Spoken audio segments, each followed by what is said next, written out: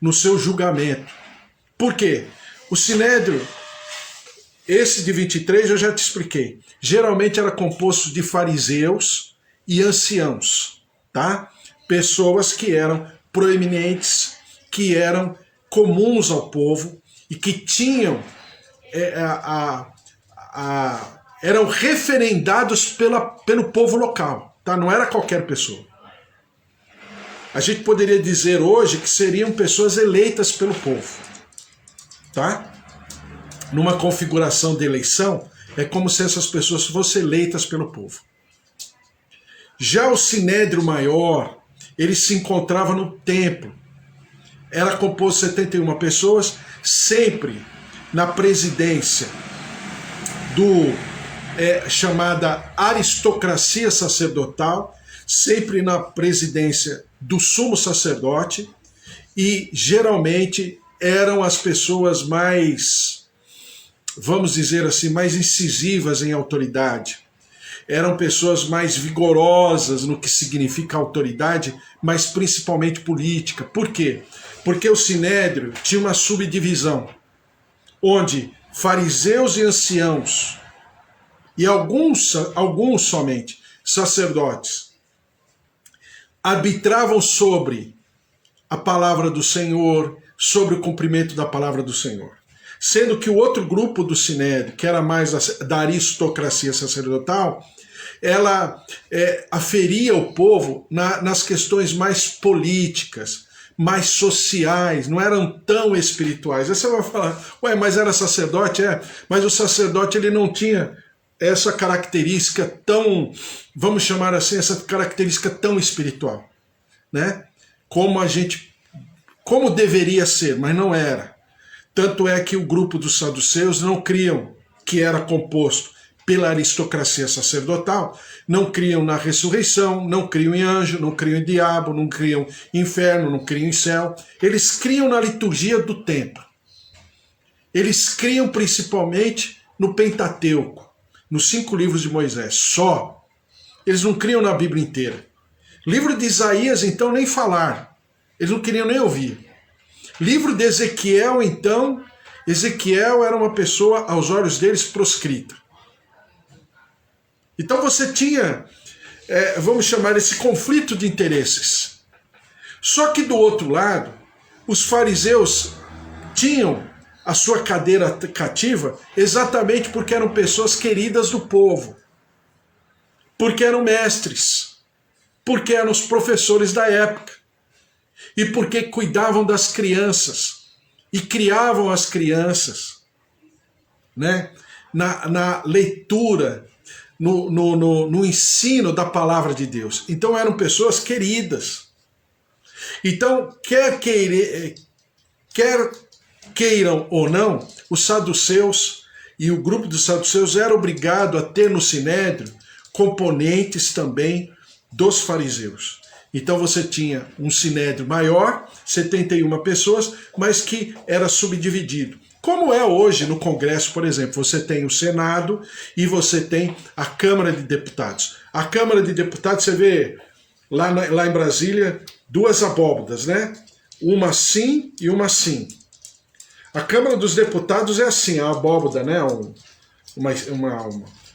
É como se for côncava, né? Assim é quem recebe as demandas do povo. E o Senado, né? Simbolicamente falando, é quem encerra a demanda. Um recebe, o outro fecha o ciclo, né?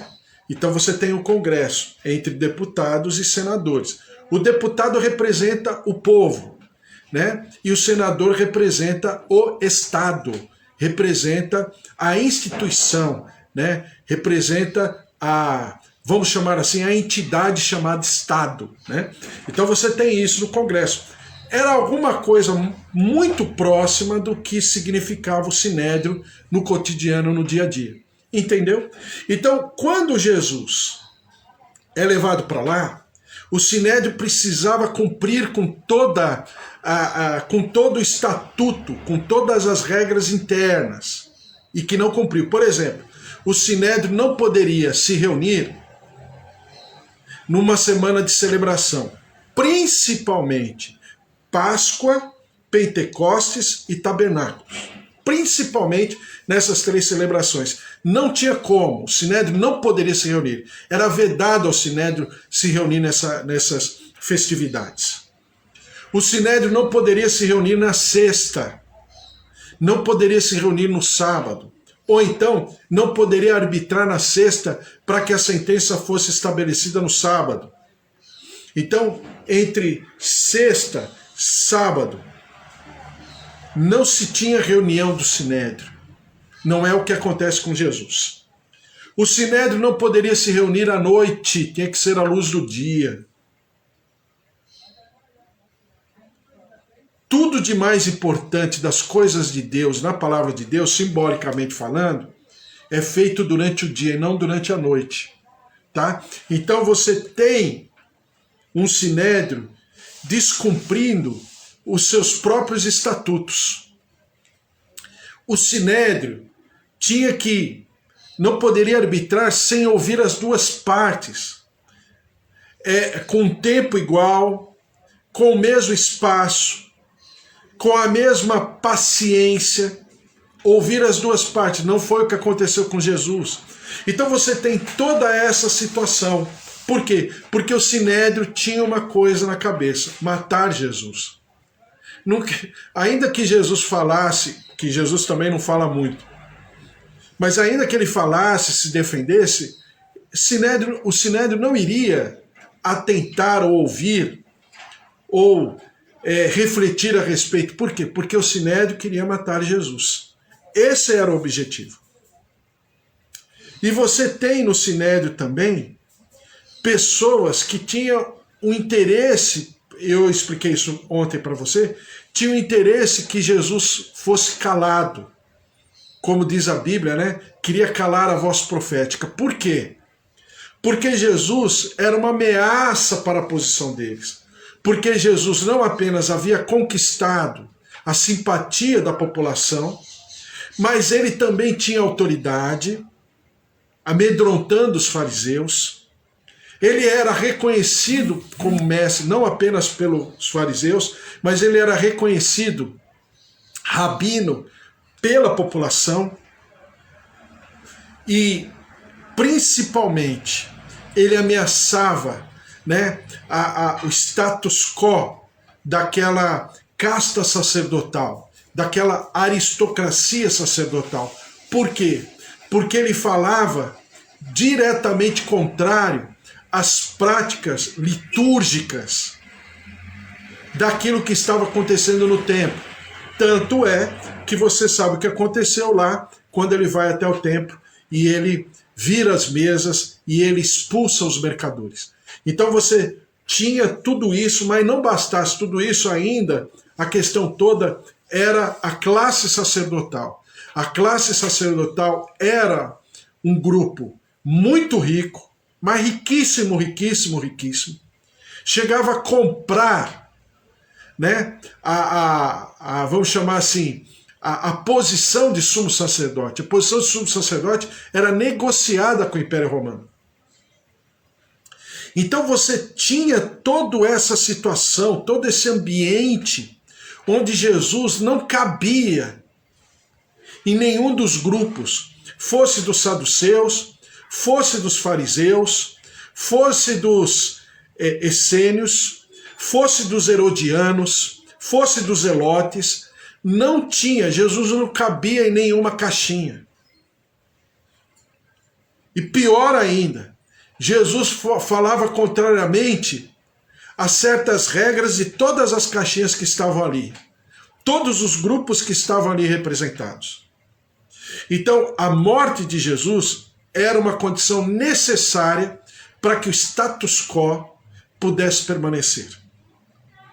Então você tem, no julgamento de Jesus, toda essa situação. Não tinha como. E o Senhor Deus e Pai, na sua sabedoria perfeita, maravilhosa, eterna, se utiliza de todas essas questões, de todas essas características negativas, mas para se utilizar disso, de maneira favorável ao seu projeto de vida. Qual era? A redenção da humanidade. Então Jesus está no momento certo. Gálatas capítulo 4 fala que é a plenitude dos tempos. Então eu separei assim para falar um pouquinho a respeito, exatamente para a gente saber quem era o Sinédrio, quem deveria ser, mas quem era de fato no tempo de Jesus.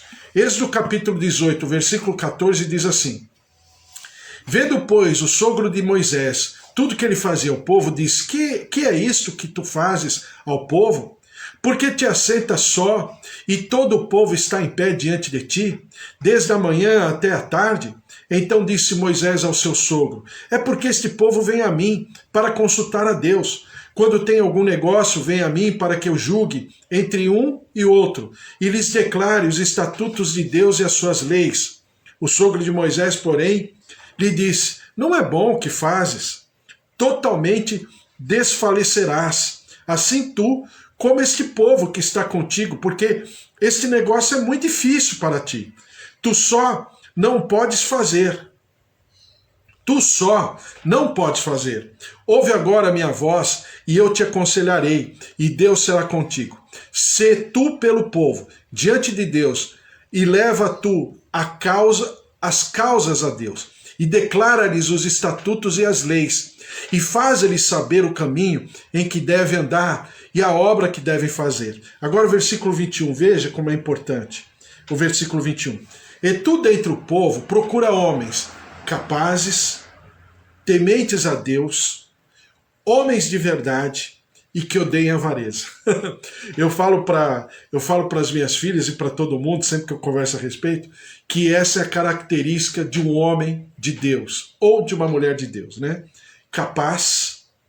Porque a capacidade vem antes do temor a Deus. Capaz de equilíbrio, de bom senso, de coerência, né? Então primeiro vem a capacidade. Não é errado nós termos bom senso, sermos equilibrados, amadurecidos, né? Depois, temente a Deus, né? Para nós que somos mais do lado espiritual, a gente fala, será que não está errado? Primeiro não vem o temor a Deus? Não, primeiro vem a capacidade. Porque quem deu a capacidade foi o próprio Deus. Então não tem problema. Então é capaz, temente a Deus, homens de verdade. O que é uma pessoa de verdade? Uma pessoa que tem na sua palavra uma só maneira de ser. Não fica oscilando, não fica mudando o discurso ao sabor do ambiente, né? Ou seja, não faz política com as coisas de Deus, não faz política com o seu caráter, com a sua maneira de ser. Ele é porque é. Exatamente o que Deus fala para o diabo em relação a Jó. Homem reto e íntegro. Aí você vai falar, retidão e integridade não são palavras sinônimas? No nosso português é. Mas quando você vai mais para a raiz da palavra, para a forma etimológica, integralidade é alguém que é o que é, com o quarto fechado ou com as portas abertas. É a mesma coisa. E reto, alguém que é realmente aquilo que se espera de uma pessoa consistente aos olhos da coletividade. Ele é a mesma coisa. É a figura de Jó, já falei, mas é a figura de Daniel, por exemplo. Quando Daniel percebeu que o imperador da época baixou uma lei que ninguém poderia buscar uma outra entidade que não fosse a própria entidade do rei, senão estaria cometendo crime, o que Daniel fez? Abriu as janelas do seu quarto, como sempre fez, e buscou ao Senhor as 3 vezes do dia, como sempre fez. Ah, mas ele estava cometendo um crime. É, mas esse crime, né, essa lei estava infringindo totalmente a sua relação com Deus. Então ele não abriu mão. Davi fala na palavra do Senhor, olha, eu busco ao Senhor pelo menos 3 vezes ao dia. E é por isso que Jesus, no Getsêmani, a Bíblia diz que por 3 vezes ele buscou ao Senhor e pediu para que o Senhor, Deus e Pai, o livrasse daquele cálice. né? Mas que não fosse feita a vontade dele. Então você tem uma prática. Então, quando você percebe que é um homem de verdade ou mulher de verdade, né? No nosso contexto mais real, atual, né, contextualizado, é homem de verdade ou mulher de verdade, ou seja, uma pessoa que tem uma palavra só. Como diriam os antigos, uma pessoa de opinião, que não fica oscilando em relação às questões ao redor. Depois, que odeiam a avareza. Então não é apenas a pessoa não ser avarenta, é um nível acima, muito acima. Ela aborrece a avareza, ou seja, ela é inimiga número 1 da avareza. Ela se contrapõe à avareza, e onde ela identifica a avareza, ela vai contrariamente. Ou seja, alguém que não pensa na questão financeira. A questão financeira não pode ser a sua base de atitude, que está completamente ao contrário àquilo que eu acabei de falar sobre a casta, né? A aristocracia sacerdotal. Mas, enfim, era essa característica. E põe-nos sobre eles por maiorais de 1000, maiorais de 100, maiorais de 50 e maiorais de 10, para que julguem este povo em todo tempo, e sejam que todo negócio grave tragam a ti, mas todo negócio pequeno eles o julguem. Ou seja, o que o sogro Jétro, o sogro de Moisés está falando? Estabeleça instâncias. As instâncias mais, vamos dizer, que vão arbitrar sobre questões mais simples, as instâncias medianas, que serão questões um pouco mais controversas, né? As questões muito mais importantes, que alteram a coletividade, como se fosse uma terceira instância, que virá você. Mas não precisa você estar julgando, arbitrando sobre coisas pequenas. Vamos dividir isso, que é exatamente o aspecto escatológico que eu me baseio, quando eu falo para você de escatologia, eu citei esse texto. Por quê? Porque é exatamente o que virá acontecer com Jesus no seu, quando for impetrado, né, o seu trono milenar. Os 1000 anos, que será um governo real, territorial, geográfico, geopolítico, onde Jesus, né, será entronizado na Jerusalém terrena. Agora não será mais no ambiente espiritual, será também, mas é também de maneira física. E a Bíblia fala que o povo de Deus, aqueles que foram às bodas do Cordeiro, voltarão com ele sobre as nuvens com poder e glória e estarão julgando as nações juntamente com Jesus. E qual é a base? A base é exatamente isso que o Senhor propõe através de Jétro para Moisés lá no livro de Êxodo, lá no Pentateuco. Aliás, o cumprimento do Pentateuco se dará escatologicamente falando, né, nos últimos acontecimentos e depois no governo milenar de Jesus Cristo, que eu chamo do milênio sabático. Lembra quando eu falei a respeito? Então é exatamente isso. Por quê? Porque está na lei. Agora, não a lei no sentido de regra, mas no sentido de ser a vontade perfeita, permanente e eterna do Senhor. Como eu expliquei para você, é como o Shabá. O Shabá não é apenas um dia no calendário semanal. O Shabá é um estado de espírito que se manifestará na plenitude também no milênio. Então são todas essas características que deveriam, né, compor o sinédrio. A Bíblia fala assim: e Moisés deu ouvidos à voz do seu sogro e fez tudo quanto tinha dito. E escolheu Moisés homens capazes de todo Israel e os pôs por cabeça sobre o povo, maiorais de 1000, maiorais de 100 e maiorais de 50 e maiorais de 10. E eles julgaram o povo em todo o tempo, e o negócio árduo trouxeram a Moisés e todo negócio pequeno julgaram entre eles. Então despediu a Moisés o seu sogro, o qual se foi à terra. Então esse sinédrio, que agora estamos falando já da época de Jesus, que era composto por pessoas do território, da região, daquela sinagoga, né? Eu já falei para você que uma sinagoga não poderia acontecer se não tivesse pelo menos 10 famílias, exatamente por causa disso, porque a comunidade precisava estar convergindo para aquele lugar.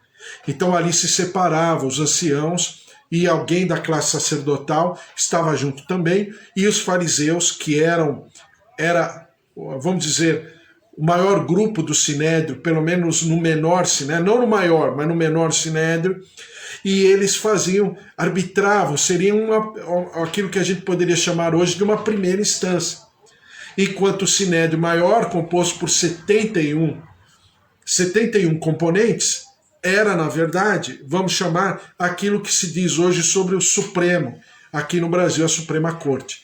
Claro que essa nomenclatura Suprema Corte não é brasileira. Suprema Corte se fala sobre o Supremo dos Estados Unidos, mas comumente se fala assim, se chama assim aqui também, de maneira popular, então a gente também fala Suprema Corte.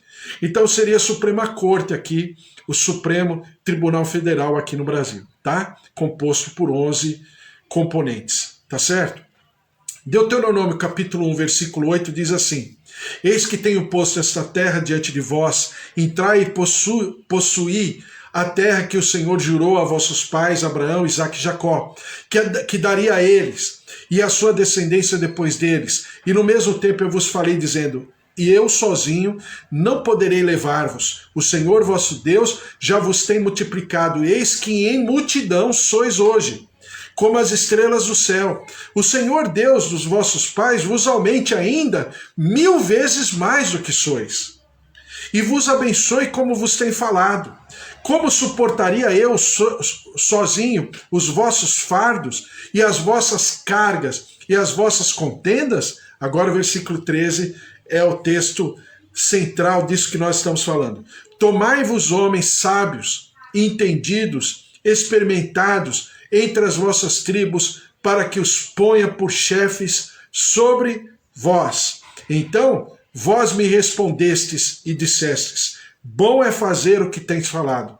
Tomei, pois, os chefes de vossas tribos, homens sábios, experimentados, e os tenho posto por cabeça sobre vós, por capitães de milhares, capitães de 100, capitães de 50 e capitães de 10, e por governadores das vossas tribos. E continua falando sobre as características desses homens. Deuteronômio 19:15 diz assim: uma só testemunha contra alguém não se levantará por qualquer iniquidade, ou por qualquer pecado, seja qual for o pecado que cometeu.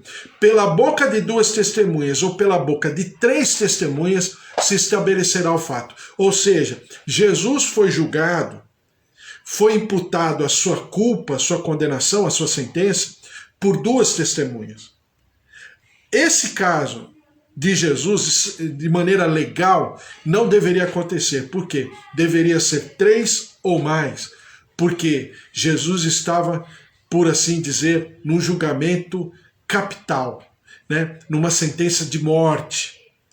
Então isso que o Sinédrio fez não foi correto no sentido legal. Foi correto porque Deus está na direção de tudo, mas não foi correto no sentido ali, né, das características, do contexto do momento, tá? Segundo Crônicas, capítulo 19, versículo 5, diz assim: e estabeleceu juízes na terra, em todas as cidades fortificadas, de cidade em cidade, e disse aos juízes: vede o que fazeis. Olha só a advertência. Vede o que fazeis, porque não julgais da parte do homem, senão da parte do Senhor, e ele está convosco quando julgardes. Agora, pois, seja o temor do Senhor convosco, guardai-o, fazei-o, porque não há no Senhor nosso Deus iniquidade, nem acepção de pessoas, nem aceitação de suborno, Aqui suborno não é só no sentido financeiro, mas é no sentido político, no sentido social, no sentido tradicional.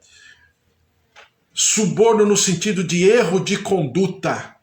É mais, porque às vezes a gente entende aqui na nossa cultura brasileira, suborno, corrupção, só no sentido financeiro. Eu já expliquei isso para você.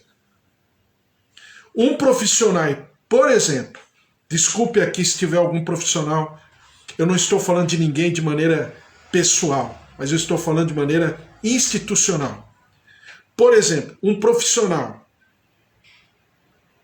que se diz educador e que por causa da sua lei orgânica, na qual ele representa, na qual ele está inserido, né, diz ali que ele é um educador e ele pode tirar 30 dias de férias anuais, remunerada, mais 15 dias de descanso, sei lá pelo quê, mais 15 dias de falta justificada, mais 10 dias, bom, enfim. Só para eu resumir, porque nem eu entendo isso. Mas um professor que fica fora da classe de aula, tirando seus 30 dias, que são, creio eu, equilibrados, fica mais do que isso, mesmo que ele não esteja, né, infringindo uma lei interna, mas moralmente não é, segundo aquilo que eu creio, tá? Segundo a minha lógica de vida. Mas não é moral, porque alguém que tira acima, né, de 30 dias de férias por ano, num país onde a esmagadora população brasileira não tira sequer férias, não sabe nem o que é isso, enquanto outros tiram 90 dias. Ah, mas aí você vai lá, os alunos falam, ué, mas aí a gente pergunta, cadê o professor? Oh, mas agora ele tirou umas férias justificáveis, sabe, até das nomenclaturas. Ah, agora é o descanso, não sei das quantas. Às vezes um educador fica fora da sala de aula 90 dias, 80 dias por ano. Um magistrado que tira férias, não sei, no meio do ano, depois tira férias no final do ano, e depois são férias não sei o que lá, e tem mais isso, e tem mais aquilo, e os penduricários lá, o salário, quando vai ver a pessoa e tem, sei lá, recebe 300 mil, 200 mil e assim por diante, e a esmagadora, para não dizer a totalidade da população brasileira, não chega nem a 10% disso. Então, isso se chama, na minha concepção, erro de conduta. Não obstante, ser legal não é moral. Então, isso eu estou falando hoje. O que o Senhor Deus está falando aos juízes, que era quem estavam encarregados de arbitrarem sobre as questões do povo, é exatamente a mesma coisa. Diz aqui: agora, pois, seja o temor do Senhor convosco. Guardai-o, fazei-o, porque não há no Senhor nosso Deus iniquidade, nem acepção de pessoas, nem aceitação de Israel sobre suborno. E também estabeleceu Josafá, alguns dos levitas, sacerdotes, chefes dos pais de Israel, sobre o juízo do Senhor e sobre